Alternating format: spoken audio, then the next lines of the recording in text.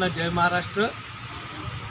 मी अशोक पवार पाटील, जिल्हा संघटक, महाराष्ट्र नवनिर्माण सेना, रस्ते साधन सुविधा आस्थापना, छत्रपती संभाजीनगर।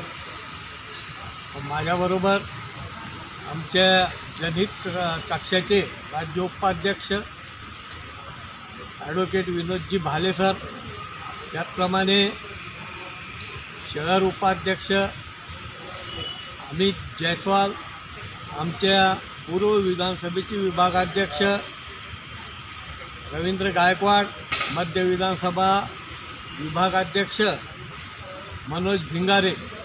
आम्ही आज सार्वजनिक बांधकाम खाते पदमपुरा छत्रपती संभाजीनगर येथे येऊन कार्यकारी अभियंता साहेबांची भेट घेऊन त्यांना निवेदन दिले।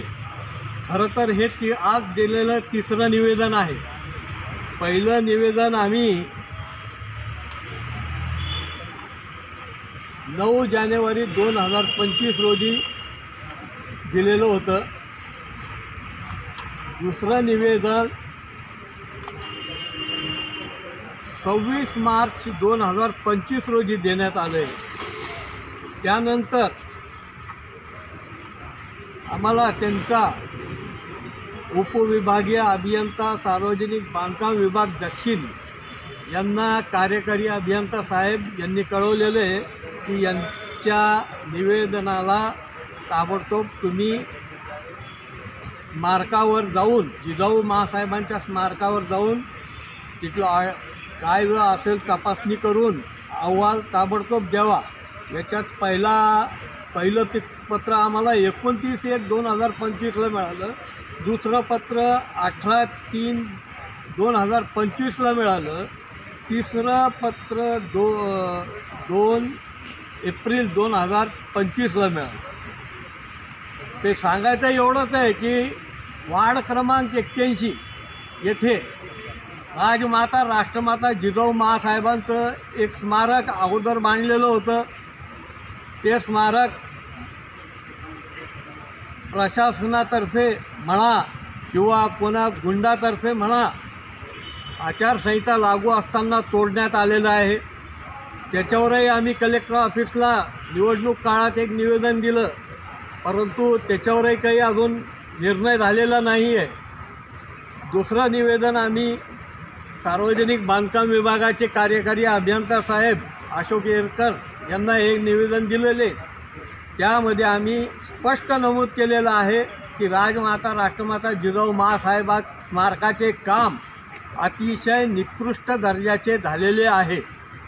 आम्ही त्या कामाचं स्ट्रक्चरल ऑडिट करण्याची मागणी जानेवारी महिन्यापासून करत आहोत, परंतु प्रत्येक वेळी कार्यकारी अभियंता यांची वेगळी भूमिका असून प्रत्येक वेळी वेगवेगळे स्टेटमेंट ते देत असतात। कधी त्यांचं म्हणणं असतं की आम्ही तिथे येऊन ऑडिट करू, कधी म्हणतात स्ट्रक्चरल गव्हर्मेंट ऑडिट करू, आणि आता त्यांचं म्हणणं आहे की बाबा प्रायव्हेट ऑडिट करू। तर माझी प्रशासनास महाराष्ट्र नवनिर्माण सेनेतर्फे मी आव्हान करतो, आता विनंती करत नाही, तुम्हाला आव्हान करतो, 8 दिवसाच्या आत जर या राष्ट्रमाता जिजाऊ माता स्मारक वार्ड क्रमांक 81 छत्रपती संभाजीनगर याचा पूर्णतः अहवाल जर मिळाला नाही तर आम्ही रस्त्यावर उतरून महाराष्ट्र नवनिर्माण सेनेतर्फे तीव्र आंदोलन करू। याची सर्व जबाबदारी प्रशासनाची राहील।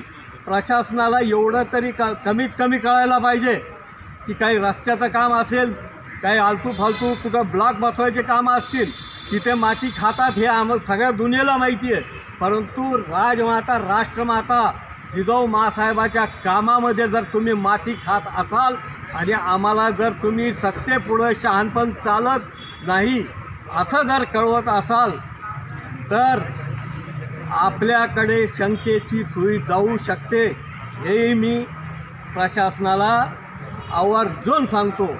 तरी साहेबांनी आम्हाला लवकरात लवकर या गोष्टीचा खुलासा करावा। आमचा अहवाल 8 दिवसाच्या आत मिळाला पाहिजे, नसता आम्ही इथेच येऊन आंदोलन करू. जय हिंद, जय महाराष्ट्र. आज रोजी रस्ता स्थापनातर्फे महाराष्ट्र नवनिर्माण सेनेतर्फे आम्ही एक्झिक्युटिव्ह इंजिनियरला भेटलो, हेरेकर साहेबांना, आणि मागील जे आम्ही निवेदन दिले होते त्याबद्दल त्यांना विचारणा केली की आजपर्यंत जे आम्ही निवेदन दिले याच्यावर काय कारवाई झाली.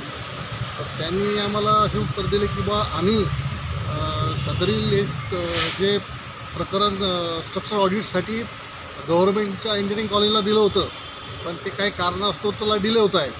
तर आता आम्ही पुन्हा एक पत्र काढून देवगिरी कॉलेजला, प्रायव्हेट कॉलेजला आम्ही हे स्ट्रक्चर ऑडिटचं पुन्हा एक पत्र देत आहे. तर तसं त्यांनी आश्वासन दिले, पण प्रशासनाचा चालढकलपणा आम्हाला निदर्शनात येतो.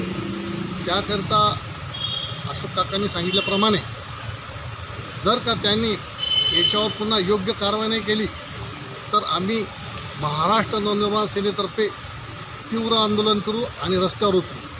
दुसरी गोष्ट म्हणजे हा भ्रष्टाचार साधा नसून आई जिजाऊ यांच्या ज्या स्मारकात केलेला हा भ्रष्टाचार आहे. हा भ्रष्टाचाराला कुठेही माफी नाही. यासाठी आम्हाला जे करायचं ते आम्ही पूर्ण प्रयत्न करून रस्त्यावर उतरू. हे आम्ही पुन्हा प्रशासनाला आम्ही याची आठवण करून देऊ. करिता आपणास प्रशासनात आम्ही विनंती केलेली आहे की याची लवकरात लवकर चौकशी होऊन स्ट्रक्चर ऑडिट लवकर करावे. जय हिंद, जय महाराष्ट्र.